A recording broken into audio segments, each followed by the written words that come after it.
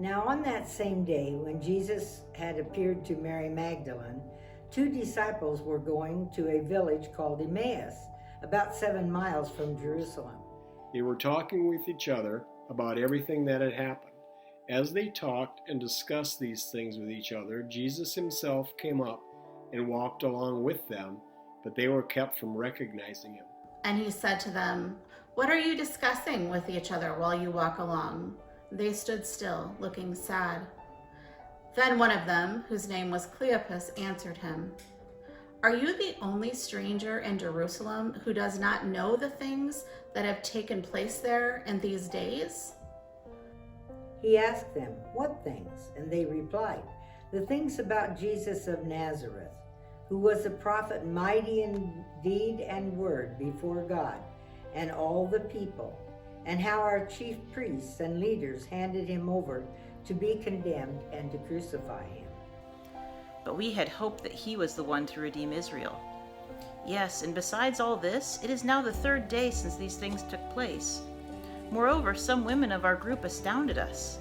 They were at the tomb early this morning, and when they did not find his body there, they came back and told us they had indeed seen a vision of angels who said that he was alive." Some of those who were with us went to the tomb and found it just as the women had said, but they did not see him. Then He said to them, "How foolish you are, and how slow of heart to believe all that the prophets have spoken. Did not Christ have to suffer these things and then enter his glory?"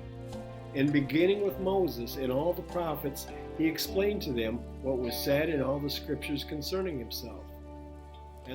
As they came near the village to which they were going, he walked ahead as if he were going on.